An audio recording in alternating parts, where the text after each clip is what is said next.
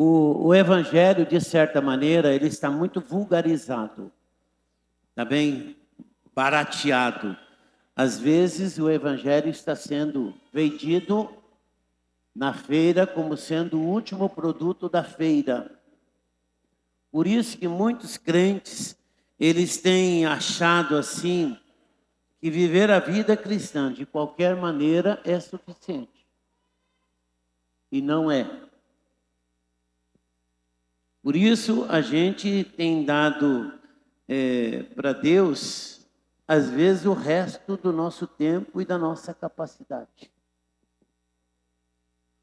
Eu faço essa comparação, por que eu faço essa comparação? Porque é um fato. Ninguém trava uma amizade com o outro se for para receber um tempo de qualidade muito pequena, de atenção. Ninguém travaria um relacionamento amoroso com alguém se a pessoa desse para ele só o resto do tempo. Uma vez por semana, um encontro casual, qualquer dia que desse certo. E a gente tem visto assim que muitas pessoas estão tendo dificuldade exatamente nesse sentido. E o tema é uma chamada para um viver santo. Deus me chamou e Deus te chamou para que a gente fosse santo, separado para Ele, completamente separado para Ele. Deus não aceita fazer parede de meia com ninguém. Não aceita. Então, se a pessoa pensa que vai servir a Deus e servir ao mundo, pode esquecer. Isso não vai acontecer. Ou Deus ocupa o primeiro lugar na sua vida, ou Ele não ocupa lugar nenhum. Ele não aceita ser o quinto, sexto, o segundo, Ele não aceita. Então, não adianta a gente pensar. Então, qual seria a melhor definição de santidade para nós cristãos? E para nós cristãos que eu estou considerando, é pessoas que estão tendo a Bíblia como regra de conduta e fé. Tá? Não é segundo o preceito doutrinário de uma igreja. Não é segundo a estrutura doutrinária de uma igreja ou de uma agremiação. Não, é segundo a palavra de Deus. Então eu tenho que olhar para a palavra de Deus para descobrir qual é o verdadeiro sentido de santidade. Eu e você precisamos compreender. Para cá? Isso. Então eu e você precisamos compreender que Deus está esperando que eu e você tenhamos um tempo de exclusividade para Ele. Mas tem umas coisas que são legítimas, eu sei. Trabalhar é uma coisa legítima. Dormir é uma coisa legítima. O problema todo é o que eu tenho feito depois dessas 8 horas que Ele me dá para vadiar, no bom sentido. Que Deus te dá 8 horas para trabalhar, 8 horas para dormir e 8 horas para você fazer o que você bem entender, o que você quiser. E o problema nosso é administrar esse tempo. Porque para trabalhar, você já tem eleito o tempo que você vai acordar às 7 horas da manhã, você vai para o trabalho, você vai ter toda essa agitação. E o problema depois é que eu estou fazendo, né? Que dormir a gente não abre mão. Tem gente que não consegue dormir. Eu durmo bem. Eu botei a cabeça no travesseiro, pode contar até 10, eu já estou roncando. Então, né? Então tem gente que dorme em pé. Tem gente que não pode ver um sofá. Então, o problema nosso é saber exatamente o que eu estou fazendo com essas 8 horas que me resta. Se eu tenho um tempo de exclusividade para Ele, se eu tenho um tempo de dedicação para Ele. Compreende? Então, esse chamado para a santidade tem tudo a ver com isso. Agora, eu preciso saber que, além dessa dedicação exclusiva que eu tenho que ter para com Deus, eu preciso saber que eu vou ter que abrir mão de muitas práticas que são consideradas abomináveis para Deus. Tem coisa que Deus não quer mais encontrar na vida do crente. Rancor, ódio, murmuração, trapaça, falta de honestidade, decência. Está compreendendo? Então, isso Deus não abre mão. Isso tem que fazer parte do cotidiano do crente. Agora, eu preciso também saber que eu tenho que me comprometer com tudo aquilo que é tido por digno. Tem coisa que não é digna de um homem e de uma mulher fazer. Então eu preciso descobrir. Mas tem muito a ver com o lado moral? Tem, lógico que tem que ver com o lado moral. E eu consigo compreender também que tem tudo a ver com o lado moral, porque Deus é um ser moral. Mas a moral de Deus, ela não se confunde com a moral do mundo. A ética de Deus não dá para você confundir com a ética do mundo. A ética de Deus é muito mais apurada, a moral de Deus é muito mais apurada. Então eu preciso saber que muitos atos que eu posso praticar são considerados mundanos. Tem atos que são mundanos. Tem uns atos que são esquisitices. Eu já falei aqui, quando eu estava trabalhando lá na Lapa, fazendo um trabalho pela Telepar, eu fui fazer um trabalho lá numa fazenda e o cara terminou de almoçar e falou assim: eu vou escovar os dentes para tomar café, porque se eu não tomar café, se eu não escovar os dentes, eu não consigo tomar café. Esquisitice. Você tem alguma esquisitice? Tem uns, né? Tem uns que não entram no mar se não for com o pé direito, dá 3 pulinhos. Meu irmão, se você faz isso, misericórdia. Misericórdia. Está compreendendo? Então tem determinados atos, sim, né? Não passa debaixo da escada. Ixi, um gato preto cruzou minha estrada, né? Tem nada a ver, tem nada a ver. E tem um gato preto com você. Então, tem umas coisas que são muito esquisitas. Agora, o que eu preciso saber que a imoralidade e a luxúria é algo que Deus não quer encontrar na vida do crente. Sabe quando você está vendo televisão, aparece uma mulher provocante? Até o primeiro olhar você não pode evitar, mas o segundo já dá, né? Retrovisor. Compreende? Então você troca o culto, né, por um churrasco. Então a gente precisa saber que tem coisas que... Agora, para o cristão, eu queria que você compreendesse, para o cristão, a ideia de santidade, ela está ligada, sim, a uma ausência de pecado e de prazeres mundanos. Então eu tenho que compreender também que a santidade é uma atividade que tem que acontecer ao longo da minha vida. E eu vou demonstrar que eu estou buscando santidade através de pequenos gestos que eu pratico. Pequenos gestos. Através de, olha, a sua fala diz muito se você está buscando santidade. Os seus pensamentos, os seus olhares. Mas por que você vai ter que fazer tudo isso? Você vai ter que fazer tudo isso porque você sabe que quer agradar a Deus. Aí um dia eu estava atravessando o bosque, estava indo em direção ao correio, e aí Deus perguntou assim: você sabe por que eu não quero que você peque?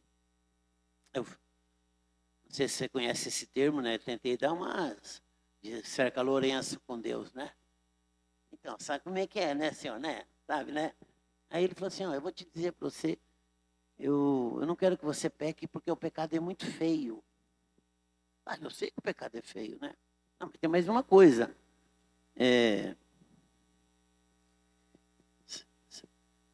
Quando a gente ama alguém, a gente não entristece a pessoa que a gente ama. Se você pecar, você vai entristecer a minha alma. Pecado é feio. Pecado entristece a Deus. Se você pecar, eu não posso impedir que as consequências venham sobre você. Aí eu dei assim, né? Eu estou o lombo meio já calejado, né? Então eu aguento cacete, né? Aí ele falou assim: tem mais uma coisa que eu preciso dizer para você. Eu não quero que você peque, porque se você pecar, eu não posso impedir que as consequências venham sobre a sua esposa e sobre seus filhos. Aí meus filhos eram pequenos, né? Os meus filhos sofrerem por minha insanidade. Porque o pecado por crente tem que ser uma insanidade. E mais aquele que você guarda na sua vida com muito zelo. Tem os pecados que já fizeram casinha na nossa vida. Pecados que já fizeram casinha. Obrigado, Dulce. Tá bem? Então, o relacionamento que você tem que estabelecer com Deus, que vai te levar a não ter prazer no pecado, ele vai ter que estar baseado no amor que você tem para com Deus e reconhecendo que Deus é paciente. Que Deus é paciente, que Deus é longânimo, para que você não venha se perder e você ser condenado ao inferno. Porque sempre Deus é paciente, porque Ele vai querer me levar, por exemplo, ao arrependimento. Ó, irmãos, enquanto você estiver aqui na terra, você precisa ter consciência, você vai pecar, eu vou pecar. Agora, o que não pode acontecer do pecado se prolongar na minha vida e estabelecer, e fizer morada na minha vida. Então, isso não pode acontecer. Tá bem? Por favor, deixa marcado em 1 Pedro e vai lá, por favor, para Romanos, capítulo 2. Romanos, capítulo 2.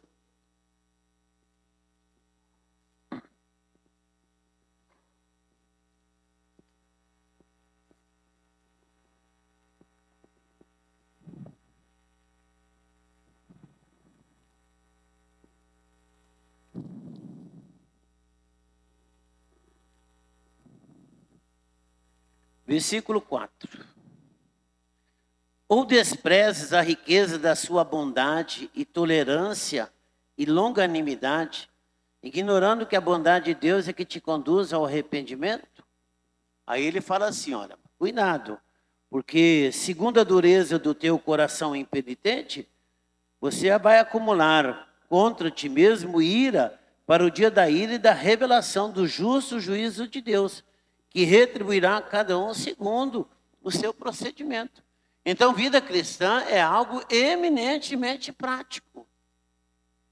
A gente precisa saber que quem está buscando a santidade, ele vai estar cada dia passando pelo crivo da palavra de Deus, passando pela luz da palavra de Deus, todas as suas ações. Que quem é que pode aprovar o homem ou reprovar o homem é Deus. A gente só sabe que as nossas atitudes são aprovadas ou reprovadas pela palavra de Deus. Então, quando você olha para a Bíblia, você vai ver o seguinte, que a Bíblia, quando fala de santidade, ela fala de pureza, ela fala de ausência de pecado. Então, o conceito de santidade está relacionado também à dedicação que uma pessoa tem para com Deus. Especialmente no Velho Testamento, um sacerdote, um levita, ele era santo porque ele foi consagrado para aquele fim. Quem não era levita, quem não era da tribo de Levi, quem não era sacerdote, não podia oficializar o culto para Deus. Não podia tomar frente. E aí é tanto que Deus vai lá falar para nós, lá em Levítico capítulo 22, fala assim, olha, os sacerdotes obedecerão os meus preceitos, para que não sofra consequência do seu pecado, nem seja executado por tê-lo profanado. A diferença para nós hoje é o seguinte, embora eu sei que quem me santifica é o sangue do Cordeiro, a gente hoje está levando uma vida de qualquer jeito e muitas pessoas não são queimadas nem no altar e nem no púlpito, porque Deus é muito misericordioso. E se uma pessoa, e aí a extensão do evangelho é o seguinte, Jesus fala assim, se você vier trazer a tua oferta e você lembrar que o teu irmão tem alguma coisa contra ti, deixa a tua oferta lá no altar, vai lá reconciliar-te com o teu irmão, depois você vem e faz essa parte do culto. Mas eu não estou relacionando o ofertar e o dizimar a culto. Então, às vezes, o cara vem brigado com a mulher, discutiu no carro, e passou o final de semana, passou o sábado mal, passou a semana também mal, depois vem com a maior cara de pau, aí vem aqui ofertar para Deus, mas não reconciliou com a mulher. Complicado isso. Complicado. Entende? Então, lá no Velho Testamento, se o cara tivesse uma prática desse, ele era queimado. Ele era queimado no altar. Lembra de Nadab e Abiú? Nadab e Abiú fez uma coisa parecida com isso. Eles foram lá e pegaram, apresentaram um outro fogo, um fogo estranho. E quando eu e você venho para a casa de Deus e não venho com o coração aberto, com o coração contrito e arrependido, né? Ai, mas glória a Deus, o conceito de santidade no Novo Testamento é diferente, né? 1 Pedro capítulo 2, vê o que diz 1 Pedro capítulo 2, verso 9. 2:9.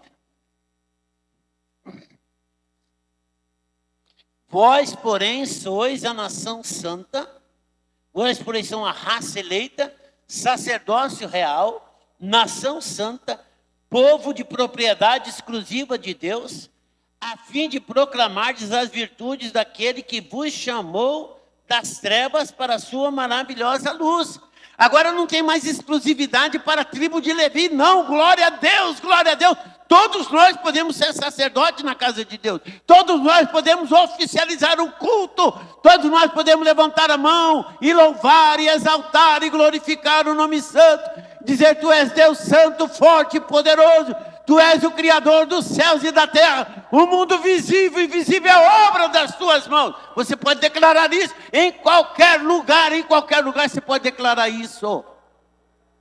E isso é o maior sentido de exaltação que o homem dá. Não é um cara pegar um violão e tocar, que ele está adorando, às vezes nem está adorando. Não, mas aí quando um cara, com um coração contrito e arrependido, ele reconhece quem é Deus, porque o segredo aqui é reconhecer quem é Deus. Quando você exalta e glorifica Deus, você coloca Deus no lugar que Ele está. E você reconhece a posição de santidade dEle. Esse é o segredo.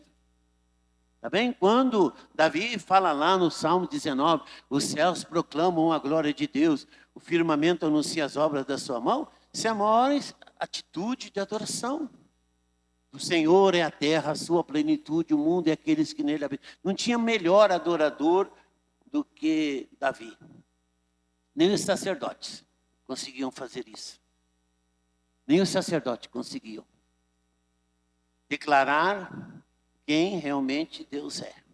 E quando eu e você nos propomos, aí você vai ver que vem Jesus e Ele com a sua morte, com o derramamento do seu sangue, Ele nos habilita e nos capacita para sermos adoradores. Amém? Você parou pensar que eu e você agora fazemos parte da família de Deus? Você parou para pensar que nós vamos poder entrar nas mansões celestiais pelo sangue de Jesus? Nós vamos chegar face a face com Deus. Você não é descendência de Abraão, mas você faz parte da nova geração que Cristo veio criar aqui na terra. Está falando aí, ó, vocês são a raça eleita, sacerdócio real, nação santa, povo adquirido. Então, vai ter muitos judeus que não vão passar por essa graça. Também eu quero compreender que santidade está relacionada a comportamento. Se você não mudar os seus comportamentos, você não vai conseguir viver uma vida de santidade. Eu não vou conseguir, tá? E isso é para que a gente se aproxime o máximo da santidade de Deus, muito perto daquilo que Deus é. Aí eu quero ver com vocês exemplos de versículos que estão na palavra de Deus. 2 Coríntios capítulo 7, verso 1. Por que o senhor acha que eu tenho que ser santo? Pô, é mandamento. Fala, ó. Ora, amado, pois que temos tais promessas. Quais são as promessas? Promessa de ir para o céu. Tem promessa de vida eterna para você. Você quer entrar nos céus? Você quer ir aonde morar com Deus? Se eu tenho promessa, ele fala assim, ó. E nós que temos tais promessas, purifiquemo-nos de toda a imundícia da carne e do espírito, aperfeiçoando a santidade no temor de Deus. Eu digo para você que tem muitas coisas, que se a gente tivesse temor a Deus, a gente não faria. A gente não praticava. Muitos pensamentos que passam pela nossa cabeça não passariam. Muitas falas nossas não aconteceriam. Muitos gestos não aconteceriam se a gente tivesse um pouco mais de temor. Está compreendendo? Eu me lembro que quando eu era meio vermelhão, eu preparava sermão vendo jogo. Jogo de futebol. Já pensou que sermão que saiu? Compreende? Eu, por exemplo, não consigo ler a Bíblia sem camisa. Eu não consigo. Eu não leio a Bíblia no banheiro. Eu não chamo Jesus de você. Eu não chamo o Espírito Santo de você. Eu tenho medo. Tenho medo. Tenho medo, porque Ele é santo. Ele é Deus. É um cara que entra num nível de intimidade que ele não tem. Aí chama Jesus de você. Ele é Deus e Senhor. Ele é Deus e Senhor. E eu preciso saber que diante desse nome a terra treme. O inferno todo treme. E aí eu vou lá chamar Ele de você. Olha, irmãos. Se Ele não for primeiramente Senhor da minha vida, Salvador meu, Ele não pode ser meu íntimo. Por que você me chama de Senhor, Senhor, e você não obedece àquilo que eu estou mandando? Está compreendendo? Então, eu preciso saber que há uma direção e orientação dele para que eu e você temos que nos purificar. Agora, por que eu preciso ter um aprimorado sentido ou um conceito de santidade? Bom, primeiramente eu preciso saber que ser santo significa ser puro. Eu preciso compreender que ser santo significa que eu vou estar separado do mal.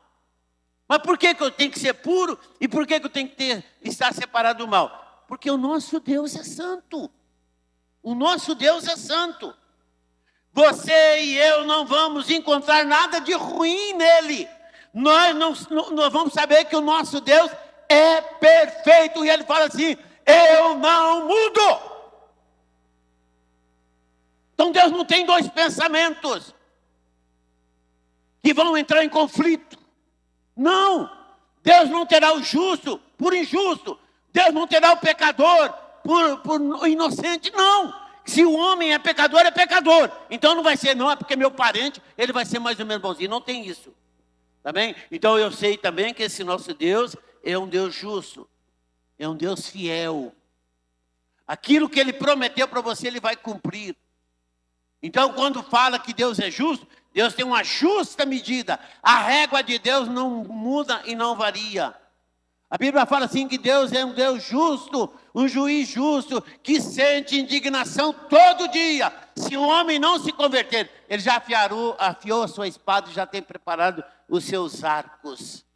E colocará em movimento as suas armas contra os seus adversários. Então eu preciso saber.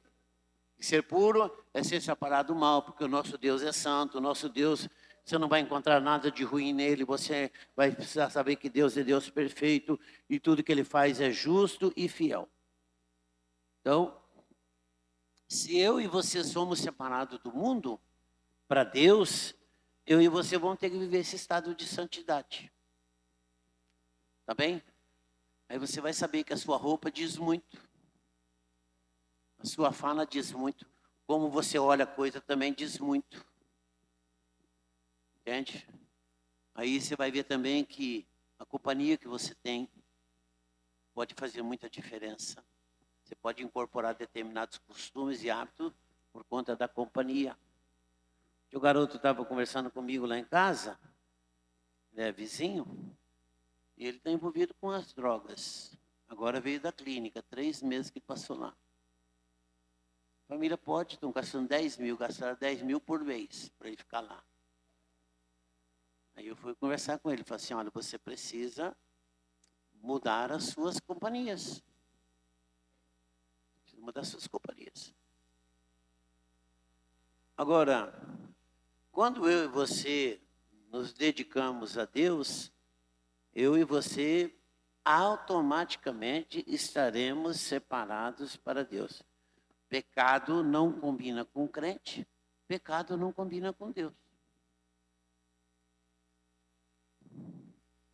Pecado não combina com o crente, pecado não combina com Deus. Então, se eu sou crente, eu vou ter que viver separado do pecado. Aí você vai entender que talvez é o lado mais difícil, porque ser santo significa também uma vida de dedicação às coisas de Deus, amando a verdade, a justiça e o bem. Aí o cara que é patrão tem que pagar o devido salário. O cara que é empregado tem que fazer jus ao seu salário. A pessoa, quando se relaciona com os outros, tem que ser, no mínimo, sincero. Pode bater nas costas de alguém e dizer que é amigo, não sendo. Não tem apreço nenhum por ele. Você é meu parça. Mas você não demonstra onde está longe. Então, o resumo é o seguinte: santidade é eu e você vivemos de maneira agradável a Deus. Tá bem? Nunca fale para alguém que ele é seu amigo se você não tiver um sentimento. Você não nutrir um sentimento de amizade por ele. Nunca faça isso. Tá bem? Então, santidade é viver de maneira que agrada ao nosso Deus. Teve um livretozinho lá na década de 70, livretozinho muito bom. Estava escrito assim: em seus passos, o que faria Jesus? Eu te aconselho, entra na internet e compra esse livro. Em seus passos, o que faria Jesus? Aí alguém poderia perguntar assim: mas pastor, é possível a gente viver hoje de maneira santa? De maneira santa. Nós estamos discutindo aqui Hebreus capítulo 12 com os homens, e está dando pano para manga. 6 da manhã, a gente está dando uns pega aqui. Cada dia a gente diminui mais. Seria possível viver de maneira santa nos dias de hoje, dia presente? Onde a mulher é tão independente, onde o homem é tão descompromissado com a família, onde os homens não assumem a posição de sacerdote na casa, onde o homem não se posiciona. É o famoso bananão. Bananão. Como isso? Como resolver? Aí a mulher tomando o lugar do marido. Nessa sociedade onde o pecado está... Você encontra pecado em todas as esferas da sociedade. Não importa qual é a idade. Então, eu queria falar assim para você. Seria possível, então, viver de maneira santa nos dias de hoje?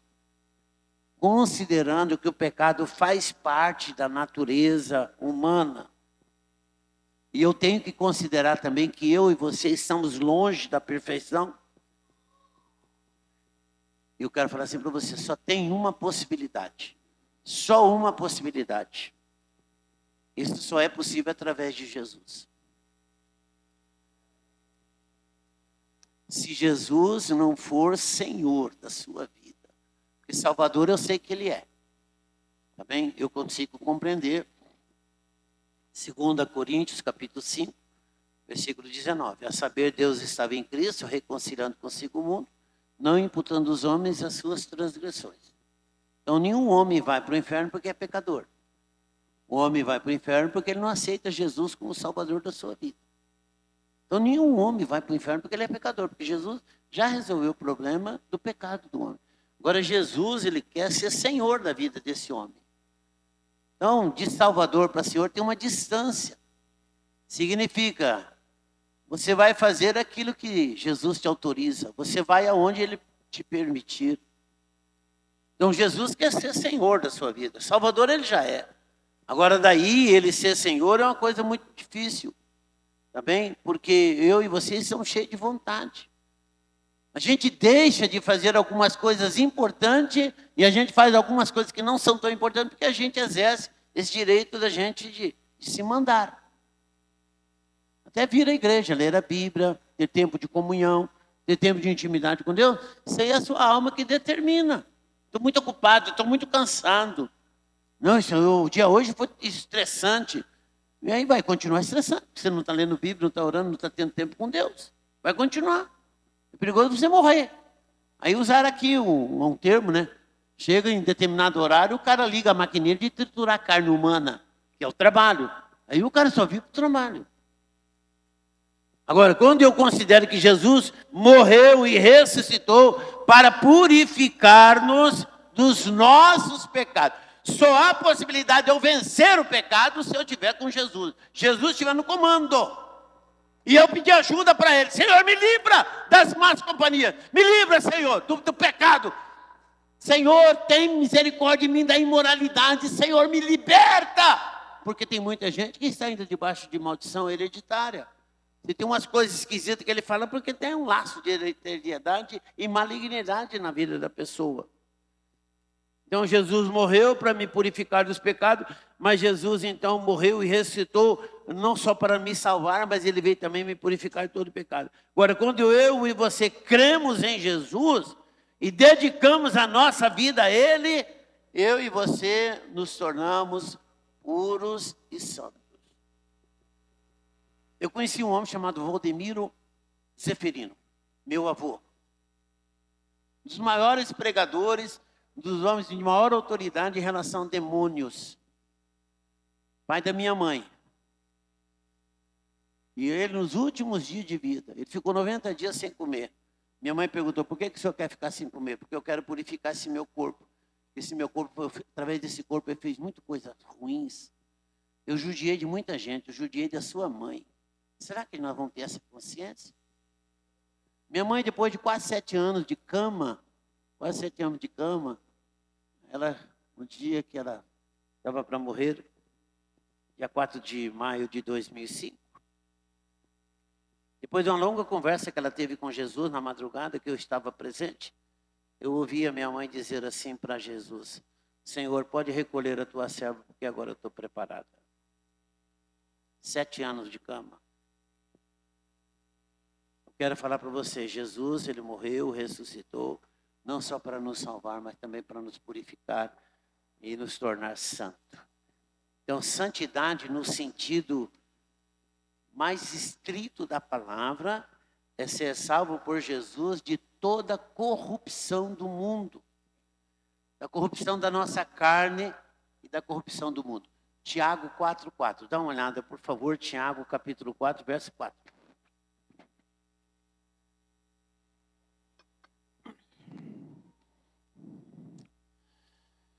Tiago, capítulo 4, verso 4.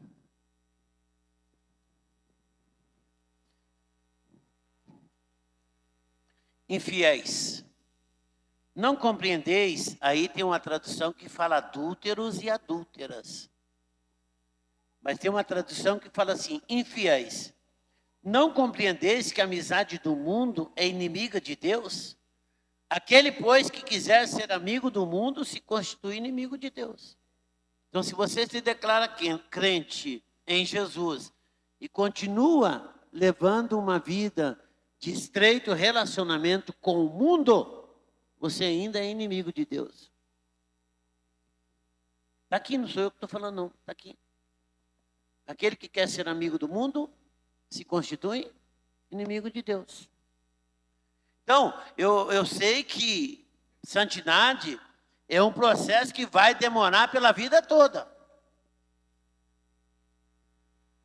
Quem é salvo por Jesus é santo.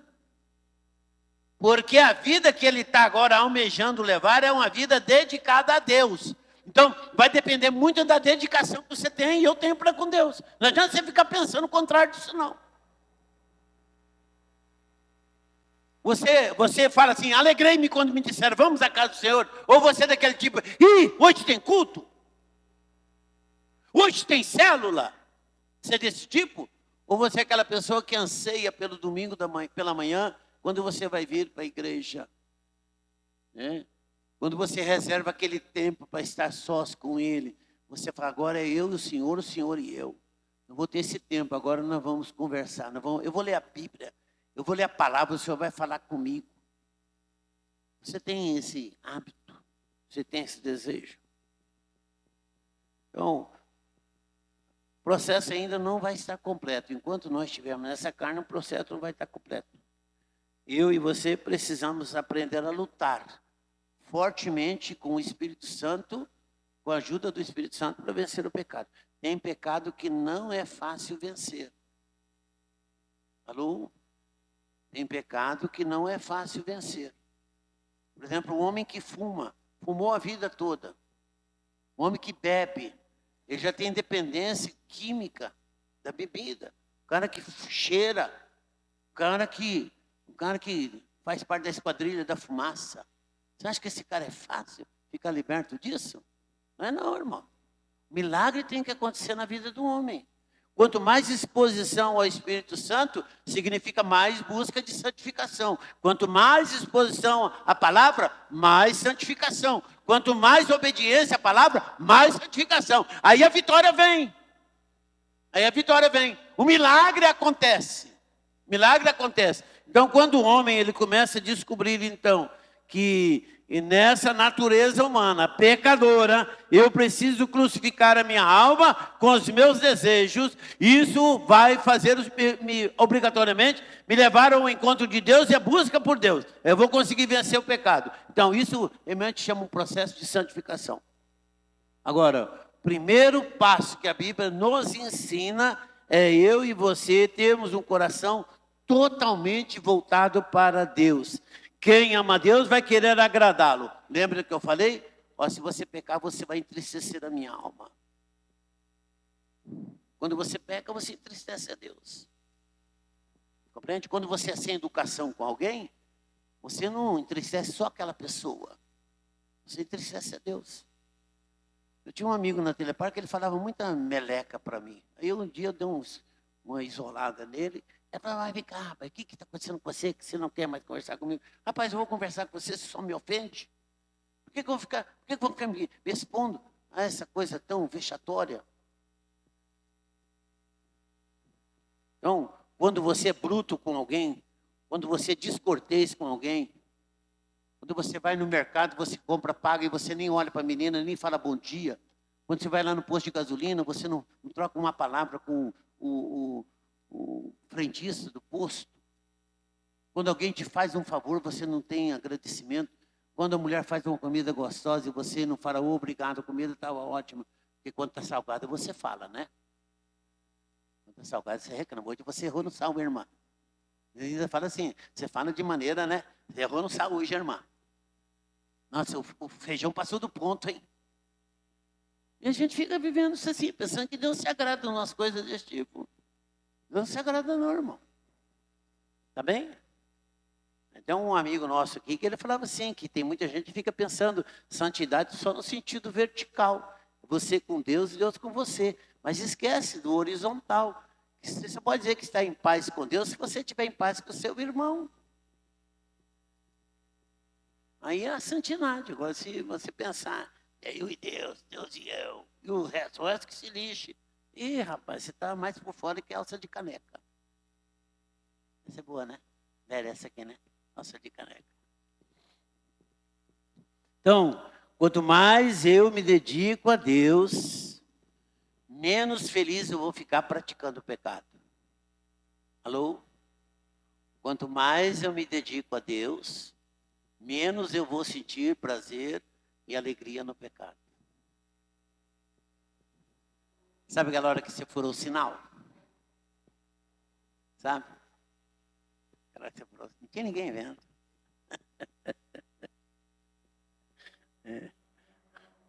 Então, portanto, é mais do que normal. Quando você praticar algo pecaminoso, você fica mal. Você tem sentimento terrível. Um peso assim insuportável. Nossa, como é que Deus está agora, hein? Na minha consciência e na sua. Por favor, Isaías 55, 7.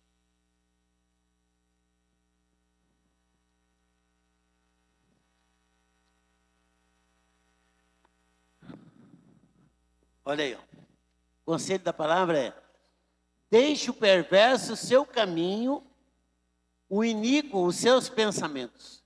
Converta-se ao Senhor, que se compadecerá dele, e volte-se para o nosso Deus, porque Ele é rico em perdoar. Porque os meus pensamentos não são os vossos pensamentos, nem os vossos caminhos, os meus caminhos, diz o Senhor.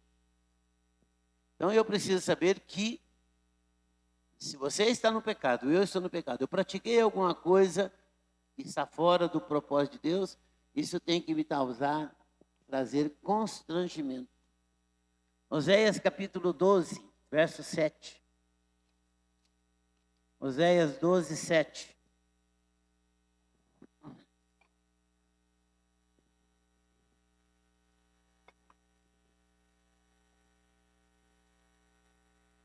Efraim, mercador, tem nas mãos balança enganosa e ama a opressão, mas diz: contudo, me tenho enriquecido e adquirido grandes bens. Em todos esses meus esforços não acharão em mim iniquidade alguma, nada que seja pecado. Mas eu sou o Senhor teu Deus, desde a terra do Egito, e ainda te farei habitar em tendas quando é dia de festa. Irmãos, o grande mal do crente é quando ele faz alguma coisa e a sua consciência já não está acusando o outro. Está fazendo coisa errada e a consciência não o acusa. O normal é quando eu e você pecamos, a gente já ter esse sentimento de que Deus não se agradou. Quando você está no meio da turma, a turma pergunta assim: sua religião proíbe você de beber? Já recebi essa pergunta. Não, minha religião não proíbe, não. Aliás, eu sou livre para fazer o que eu quero. Agora, um segundo passo, a Bíblia nos ensina que é bom e agradável a Deus. A Bíblia consegue mostrar para nós que viver de maneira santa é possível. Através da Bíblia nós podemos aprender a identificar pecado e a resistir à tentação. Por isso que eu acho que quem não lê a Bíblia não vai ter chance nenhuma. Salmos 119.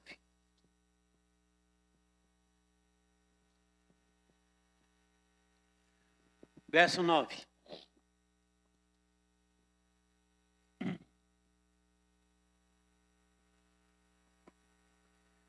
Como é que você regula o seu comportamento? Como é que você regula o seu comportamento? De que maneira poderá o jovem guardar puro o seu caminho? De que maneira? Aí ele dá a resposta: observando segundo a tua palavra. Então, se você não tem hábito de ler a Bíblia, como é que você vai concluir que aquele seu comportamento é reprovado ou é reprovável? Porque vida de santidade, ela tem muito a ver com a nossa prática, com o meu comportamento, com meus atos diários, com o meu comportamento, com meus atos diários. Eu vou mostrar que a minha vida, ela está sendo aprovada ou reprovada.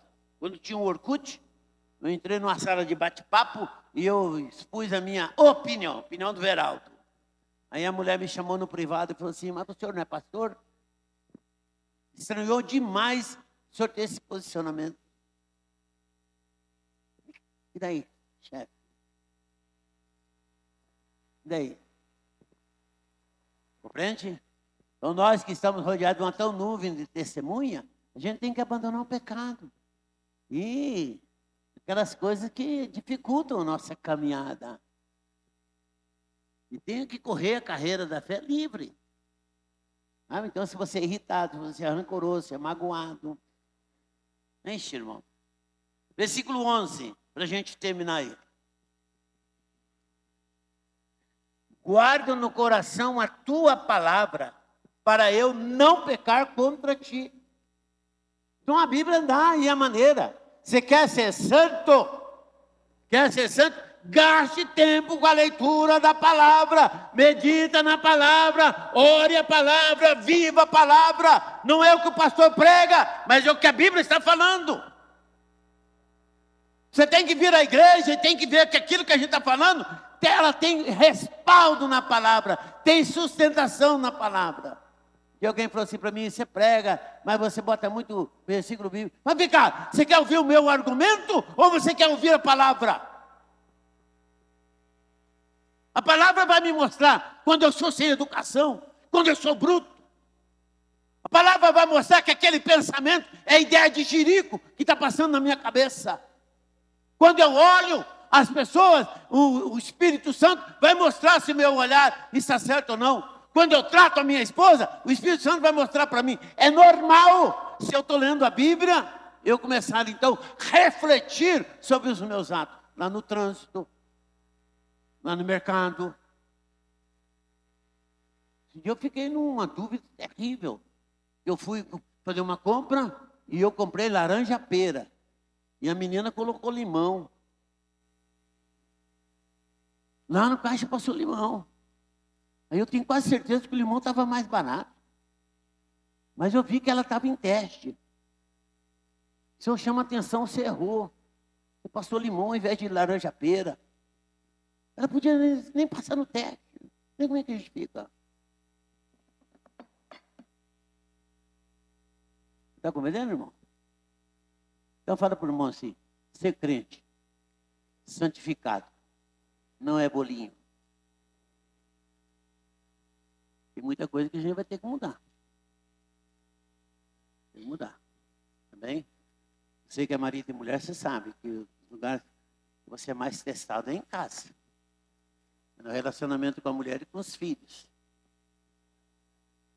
Olha para quem está do seu lado e fala assim, lá fora, você disfarça bem.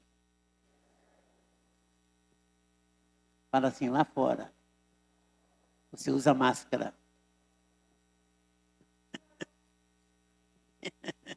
Assim? Lá fora a gente passa rímel, passa pó de arroz, faz uma máscara, sorri. Vamos orar? Tem mais coisa para falar, porque quem sabe o próximo encontro. O assunto não termina, tá bom, irmão? O assunto não termina. Chega acho que metade da pregação. Fique em pé, por favor. Afinal de contas, nós não podemos sacrificar o seu estômago.